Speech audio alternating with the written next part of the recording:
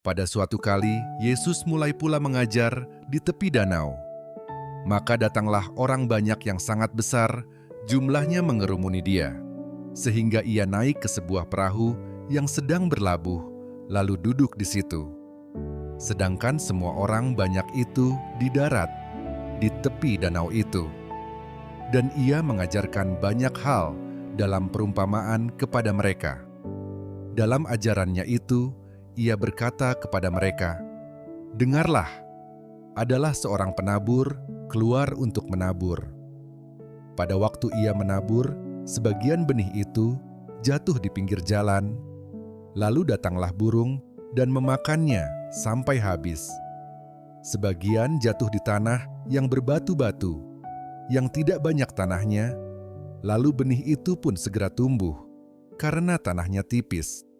Tetapi sesudah matahari terbit, layulah ia dan menjadi kering karena tidak berakar. Sebagian lagi jatuh di tengah semak duri, lalu makin besarlah semak itu dan menghimpitnya sampai mati, sehingga ia tidak berbuah. Dan sebagian jatuh di tanah yang baik, ia tumbuh dengan suburnya dan berbuah. Hasilnya ada yang 30 kali lipat, ada yang 60 kali lipat, ada yang 100 kali lipat." Dan katanya, "Siapa mempunyai telinga untuk mendengar, hendaklah ia mendengar." Ketika ia sendirian, pengikut-pengikutnya dan ke-12 murid itu menanyakan dia tentang perumpamaan itu. Jawabnya, "Kepadamu telah diberikan rahasia kerajaan Allah, tetapi kepada orang-orang luar segala sesuatu disampaikan dalam perumpamaan, supaya sekalipun melihat, mereka tidak menanggap, sekalipun mendengar, mereka tidak mengerti, supaya mereka jangan berbalik dan mendapat ampun." Lalu ia berkata kepada mereka, "Tidakkah kamu mengerti perumpamaan ini? Kalau demikian, bagaimana kamu dapat memahami semua perumpamaan yang lain? Penabur itu menaburkan firman. Orang-orang yang di pinggir jalan, tempat firman itu ditaburkan, ialah mereka yang mendengar firman, lalu datanglah iblis dan mengambil firman yang baru ditaburkan di dalam mereka. Demikian juga yang ditaburkan di tanah yang berbatu-batu, ialah orang-orang yang mendengar firman itu dan segera menerimanya dengan gembira, tetapi mereka tidak berakar dan tahan sebentar saja. Apabila kemudian datang penindasan atau penganiayaan karena firman itu, mereka segera murtad. Dan yang lain ialah yang ditaburkan di tengah semak duri, itulah yang mendengar firman itu. Lalu kekhawatiran dunia ini dan tipu daya kekayaan dan keinginan-keinginan akan hal yang lain, masuklah menghimpit firman itu sehingga tidak berbuah. Dan akhirnya yang ditaburkan di tanah yang baik, ialah orang yang mendengar dan menyambut firman itu lalu berbuah. Ada yang 30 kali lipat, ada yang 60 kali lipat, dan ada yang 100 kali lipat. Lalu Yesus berkata kepada mereka, "Orang membawa pelita bukan supaya ditempatkan di bawah gantang atau di bawah tempat tidur, melainkan supaya ditaruh di atas kaki dian. Sebab tidak ada sesuatu yang tersembunyi yang tidak akan dinyatakan, dan tidak ada sesuatu yang rahasia yang tidak akan tersingkap. Barang siapa mempunyai telinga untuk mendengar, hendaklah ia mendengar." Lalu ia berkata lagi, "Camkanlah apa yang kamu dengar. Ukuran yang kamu pakai untuk mengukur akan diukurkan kepadamu, dan di samping itu akan ditambah lagi kepadamu. Karena siapa yang mempunyai, kepadanya akan diberi. Tetapi siapa yang tidak mempunyai, apapun juga yang ada padanya akan diambil daripadanya." Lalu kata Yesus, "Beginilah hal kerajaan Allah itu, seumpama orang yang menaburkan benih di tanah. Lalu pada malam hari ia tidur, dan pada siang hari ia bangun, dan benih itu mengeluarkan tunas, dan tunas itu makin tinggi. Bagaimana terjadinya tidak diketahui orang itu. Bumi dengan sendirinya mengeluarkan buah, mula-mula tangkainya, lalu bulirnya, kemudian butir-butir yang penuh isinya dalam bulir itu. Apabila buah itu sudah cukup masak, orang itu segera menyabit, sebab musim menuai sudah tiba. Katanya lagi, dengan apa hendak kita membandingkan kerajaan Allah itu, atau dengan perumpamaan manakah hendaknya kita menggambarkannya? Hal kerajaan itu seumpama biji sesawi yang ditaburkan di tanah. Memang biji itu yang paling kecil daripada segala jenis benih yang ada di bumi. Tetapi apabila ia ditaburkan, ia tumbuh dan menjadi lebih besar daripada segala sayuran yang lain dan mengeluarkan cabang-cabang yang besar, sehingga burung-burung di udara dapat bersarang dalam naungannya. Dalam banyak perumpamaan yang semacam itu, ia memberitakan firman kepada mereka sesuai dengan pengertian mereka. Dan tanpa perumpamaan, ia tidak berkata-kata kepada mereka, tetapi kepada murid-muridnya, ia menguraikan segala sesuatu secara tersendiri. Pada hari itu, waktu hari sudah petang, Yesus berkata kepada mereka, "Marilah kita bertolak ke seberang." Mereka meninggalkan orang banyak itu, lalu bertolak dan membawa Yesus beserta dengan mereka dalam perahu di mana Yesus telah duduk, dan perahu-perahu lain juga menyertai dia. Lalu mengamuklah taufan yang sangat dahsyat, dan ombak menyembur masuk ke dalam perahu, sehingga perahu itu mulai penuh dengan air. Pada waktu itu, Yesus sedang tidur di buritan di sebuah tilam. Maka murid-muridnya membangunkan dia dan berkata kepadanya, "Guru, engkau tidak peduli kalau kita binasa?"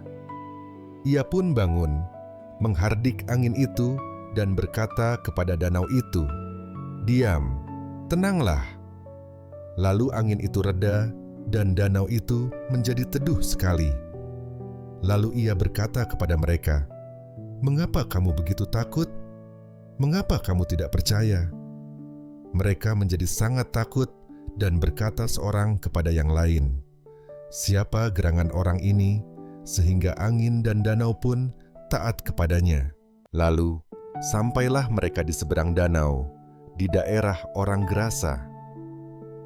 Baru saja Yesus turun dari perahu, datanglah seorang yang kerasukan roh jahat dari pekuburan menemui dia. Orang itu diam di sana, dan tidak ada seorang pun lagi yang sanggup mengikatnya, sekalipun dengan rantai, karena sudah sering ia dibelenggu dan dirantai. Tetapi rantainya diputuskannya dan belenggunya dimusnahkannya, sehingga tidak ada seorang pun yang cukup kuat untuk menjinakkannya. Siang malam ia berkeliaran di pekuburan dan di bukit-bukit sambil berteriak-teriak dan memukuli dirinya dengan batu. Ketika ia melihat Yesus dari jauh, berlarilah ia mendapatkannya lalu menyembahnya, dan dengan keras ia berteriak, "Apa urusanmu dengan aku, hai Yesus, Anak Allah yang Maha Tinggi? Demi Allah, jangan siksa aku." Karena sebelumnya Yesus mengatakan kepadanya, "Hai engkau roh jahat, keluar dari orang ini." Kemudian ia bertanya kepada orang itu, "Siapa namamu?" Jawabnya, "Namaku Legion, karena kami banyak." Ia memohon dengan sangat supaya Yesus jangan mengusir roh-roh itu keluar dari daerah itu. Adalah di sana, di lereng bukit, sejumlah besar babi sedang mencari makan. Lalu roh-roh itu meminta kepadanya, katanya, "Suruhlah kami pindah ke dalam babi-babi itu, biarkanlah kami memasukinya." Yesus mengabulkan permintaan mereka. Lalu keluarlah roh-roh jahat itu dan memasuki babi-babi itu. Kawanan babi yang kira-kira 2.000 jumlahnya itu terjun dari tepi jurang ke dalam danau dan mati lemas di dalamnya. Maka larilah penjaga-penjaga babi itu dan menceritakan hal itu di kota dan di kampung-kampung sekitarnya. Lalu keluarlah orang untuk melihat apa yang terjadi. Mereka datang kepada Yesus dan melihat orang yang kerasukan itu duduk, sudah berpakaian dan sudah waras, orang yang tadinya kerasukan legion itu. Maka takutlah mereka. Orang-orang yang telah melihat sendiri hal itu menceritakan kepada mereka tentang apa yang telah terjadi atas orang yang kerasukan setan itu dan tentang babi-babi itu. Lalu mereka mendesak Yesus supaya ia meninggalkan daerah mereka. Pada waktu Yesus naik lagi ke dalam perahu, orang yang tadinya kerasukan setan itu meminta supaya ia diperkenankan menyertai dia. Yesus tidak memperkenankannya, tetapi ia berkata kepada orang itu, "Pulanglah ke rumahmu, kepada orang-orang sekampungmu, dan beritahukanlah kepada mereka segala sesuatu yang telah diperbuat oleh Tuhan atasmu, dan bagaimana ia telah mengasihani engkau." Orang itu pun pergilah dan mulai memberitakan di daerah Dekapolis segala apa yang telah diperbuat Yesus atas dirinya, dan mereka semua menjadi heran. Sesudah Yesus menyeberang lagi dengan perahu, orang banyak berbondong-bondong datang lalu mengerumuni dia. Sedang ia berada di tepi danau, datanglah seorang kepala rumah ibadat yang bernama Yairus.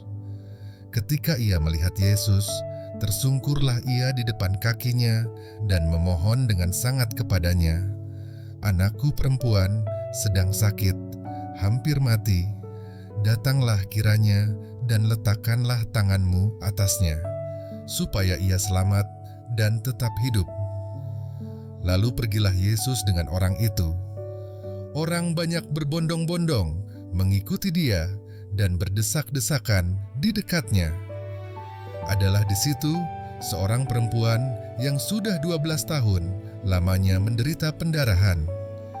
Ia telah berulang-ulang diobati oleh berbagai tabib, sehingga telah dihabiskannya semua yang ada padanya. Namun sama sekali tidak ada faedahnya, malah sebaliknya keadaannya makin memburuk. Dia sudah mendengar berita-berita tentang Yesus, maka di tengah-tengah orang banyak itu, ia mendekati Yesus dari belakang dan menjamah jubahnya. Sebab katanya, "Asal kujamah saja jubahnya, aku akan sembuh." Seketika itu juga berhentilah pendarahannya dan ia merasa bahwa badannya sudah sembuh dari penyakitnya. Pada ketika itu juga Yesus mengetahui bahwa ada tenaga yang keluar dari dirinya. Lalu ia berpaling di tengah orang banyak dan bertanya, "Siapa yang menjamah jubahku?" Murid-muridnya menjawab, "Engkau melihat bagaimana orang-orang ini berdesak-desakan dekatmu, dan engkau bertanya, 'Siapa yang menjamah aku?'" Lalu ia memandang sekelilingnya untuk melihat siapa yang telah melakukan hal itu. Perempuan itu, yang menjadi takut dan gemetar ketika mengetahui apa yang telah terjadi atas dirinya, tampil dan tersungkur di depan Yesus dan dengan tulus memberitahukan segala sesuatu kepadanya. Maka katanya kepada perempuan itu, "Hai anakku, imanmu telah menyelamatkan engkau. Pergilah dengan selamat dan sembuhlah dari penyakitmu." Ketika Yesus masih berbicara, datanglah orang dari keluarga kepala rumah ibadat itu dan berkata, "Anakmu sudah mati. Apa perlunya lagi engkau menyusah-nyusahkan guru?" Tetapi Yesus tidak menghiraukan perkataan mereka dan berkata kepada kepala rumah ibadat, "Jangan takut, percaya saja." Lalu Yesus tidak memperbolehkan seorang pun ikut serta, kecuali Petrus, Yakobus, dan Yohanes, saudara Yakobus. Mereka tiba di rumah kepala rumah ibadat, dan di sana dilihatnya orang-orang ribut, menangis, dan meratap dengan suara nyaring. Sesudah ia masuk, ia berkata kepada orang-orang itu, "Mengapa kamu ribut dan menangis? Anak ini tidak mati, tetapi tidur." Tetapi mereka menertawakan dia. Maka diusirnya semua orang itu. Lalu dibawanya ayah dan ibu anak itu, dan mereka yang bersama-sama dengan dia masuk ke kamar anak itu. Lalu dipegangnya tangan anak itu, katanya, "Talita kum," yang berarti, "Hai anak, aku berkata kepadamu, bangunlah." Seketika itu juga, anak itu bangkit berdiri dan berjalan, sebab umurnya sudah 12 tahun. Semua orang yang hadir sangat takjub. Dengan sangat, ia berpesan kepada mereka, supaya jangan seorang pun mengetahui hal itu. Lalu ia menyuruh mereka memberi anak itu makan. Kemudian Yesus berangkat dari situ dan tiba di tempat asalnya, sedang murid-muridnya mengikuti dia. Pada hari Sabat, ia mulai mengajar di rumah ibadat dan jemaat yang besar takjub ketika mendengar. Dia dan mereka berkata, "Dari mana diperolehnya semuanya itu? Hikmat apa pulakah yang diberikan kepadanya? Dan mujizat-mujizat yang demikian, bagaimanakah dapat diadakan oleh tangannya? Bukankah ia ini tukang kayu, anak Maria, saudara Yakobus, Yoses, Yudas, dan Simon? Dan bukankah saudara-saudaranya yang perempuan ada bersama kita?" Lalu mereka kecewa dan menolak dia. Maka Yesus berkata kepada mereka, "Seorang nabi dihormati di mana-mana, kecuali di tempat asalnya sendiri, di antara kaum keluarganya dan di rumahnya. Ia tidak dapat mengadakan satu mujizat pun di sana, kecuali menyembuhkan beberapa orang sakit dengan meletakkan tangannya atas mereka." Ia merasa heran atas ketidakpercayaan mereka. Lalu Yesus berjalan keliling dari desa ke desa sambil mengajar. Ia memanggil ke-12 murid itu dan mengutus mereka berdua-dua. Ia memberi mereka kuasa atas roh-roh jahat dan berpesan kepada mereka supaya jangan membawa apa-apa dalam perjalanan mereka, kecuali tongkat, roti pun jangan, bekal pun jangan, uang dalam ikat pinggang pun jangan. Boleh memakai alas kaki, tetapi jangan memakai 2 baju. Katanya selanjutnya kepada mereka, "Kalau di suatu tempat kamu sudah diterima dalam suatu rumah, tinggallah di situ sampai kamu berangkat dari tempat itu. Dan kalau ada suatu tempat yang tidak mau menerima kamu, dan kalau mereka tidak mau mendengarkan kamu, keluarlah dari situ dan kebaskanlah debu yang di kakimu sebagai peringatan bagi mereka." Lalu pergilah mereka memberitakan bahwa orang harus bertobat, dan mereka mengusir banyak setan dan mengoles banyak orang sakit dengan minyak dan menyembuhkan mereka. Raja Herodes juga mendengar tentang Yesus, sebab namanya sudah terkenal dan orang mengatakan, "Yohanes Pembaptis sudah bangkit dari antara orang mati, dan itulah sebabnya kuasa-kuasa itu bekerja di dalam dia." Yang lain mengatakan, "Dia itu Elia." Yang lain lagi mengatakan, "Dia itu seorang nabi, sama seperti nabi-nabi yang dahulu." Waktu Herodes mendengar hal itu, ia berkata, "Bukan, dia itu Yohanes, yang sudah kupenggal kepalanya, dan yang bangkit lagi." Sebab memang Herodeslah yang menyuruh orang menangkap Yohanes dan membelenggunya di penjara berhubung dengan peristiwa Herodias, istri Filipus saudaranya, karena Herodes telah mengambilnya sebagai istri. Karena Yohanes pernah menegur Herodes, "Tidak halal engkau mengambil istri saudaramu."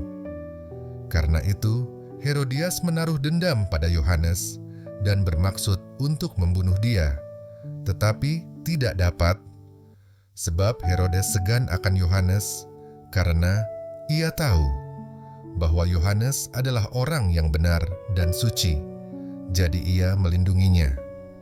Tetapi apabila ia mendengarkan Yohanes, hatinya selalu terombang-ambing, namun ia merasa senang juga mendengarkan dia. Akhirnya tiba juga kesempatan yang baik bagi Herodias, ketika Herodes pada hari ulang tahunnya mengadakan perjamuan untuk pembesar-pembesarnya, perwira-perwiranya, dan orang-orang terkemuka di Galilea. Pada waktu itu, anak perempuan Herodias tampil lalu menari, dan ia menyukakan hati Herodes dan tamu-tamunya. Raja berkata kepada gadis itu, "Minta daripadaku apa saja yang kau ingini, maka akan kuberikan kepadamu." Lalu bersumpah kepadanya, "Apa saja yang kau minta akan kuberikan kepadamu, sekalipun setengah dari kerajaanku." Anak itu pergi dan menanyakan ibunya, "Apa yang harus kuminta?" Jawabnya, "Kepala Yohanes Pembaptis." Maka cepat-cepat ia pergi kepada raja dan meminta, "Aku mau, supaya sekarang juga engkau berikan kepadaku kepala Yohanes Pembaptis di sebuah talam." Lalu sangat sedihlah hati raja, tetapi karena sumpahnya dan karena tamu-tamunya, ia tidak mau menolaknya. Raja segera menyuruh seorang pengawal dengan perintah supaya mengambil kepala Yohanes. Orang itu pergi dan memenggal kepala Yohanes di penjara. Ia membawa kepala itu di sebuah talam dan memberikannya kepada gadis itu, dan gadis itu memberikannya pula kepada ibunya.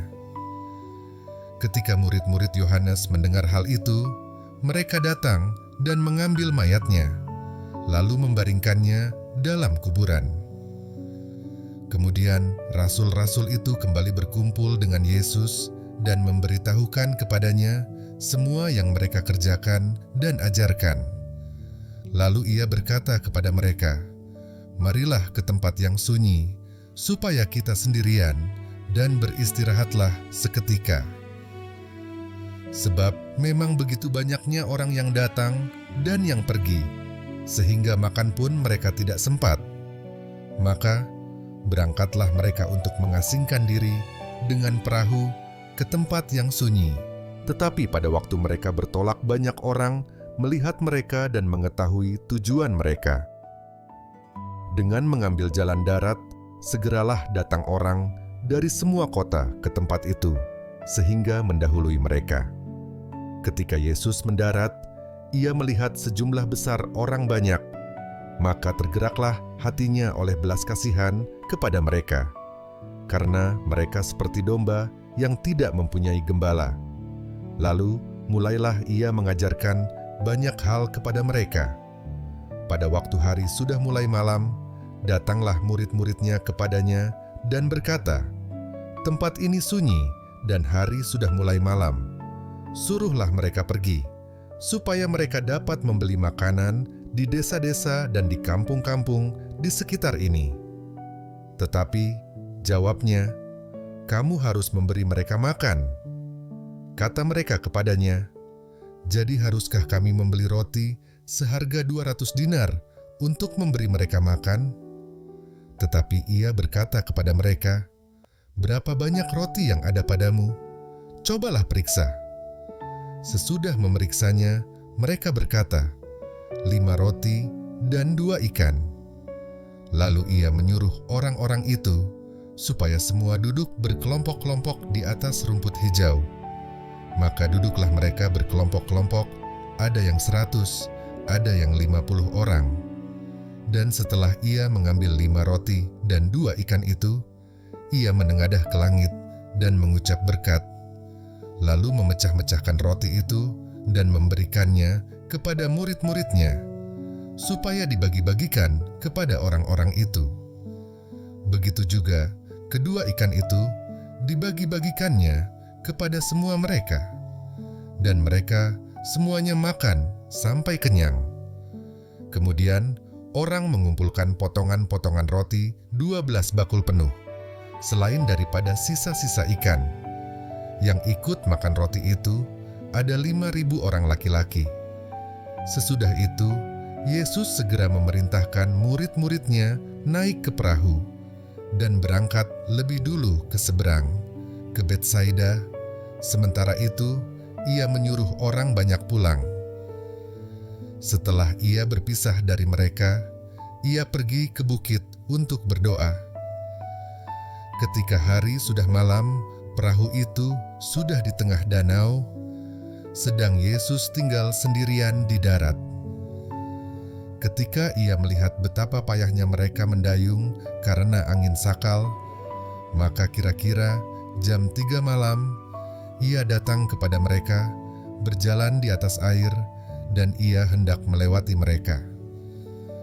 Ketika mereka melihat dia berjalan di atas air, mereka mengira bahwa ia adalah hantu. Lalu mereka berteriak-teriak, sebab mereka semua melihat dia, dan mereka pun sangat terkejut. Tetapi segera ia berkata kepada mereka, "Tenanglah, aku ini, jangan takut." Lalu ia naik ke perahu, mendapatkan mereka, dan angin pun redalah. Mereka sangat tercengang dan bingung, sebab sesudah peristiwa roti itu, mereka belum juga mengerti, dan hati mereka tetap degil. Setibanya di seberang Yesus dan murid-muridnya mendarat di Genesaret dan berlabuh di situ. Ketika mereka keluar dari perahu, orang segera mengenal Yesus. Maka berlari-larilah mereka ke seluruh daerah itu dan mulai mengusung orang-orang sakit di atas tilamnya kepada Yesus, di mana saja kabarnya ia berada. Kemanapun ia pergi, ke desa-desa, ke kota-kota, atau ke kampung-kampung, orang meletakkan orang-orang sakit di pasar dan memohon kepadanya supaya mereka diperkenankan hanya menjamah jumbai jubahnya saja. Dan semua orang yang menjamahnya menjadi sembuh.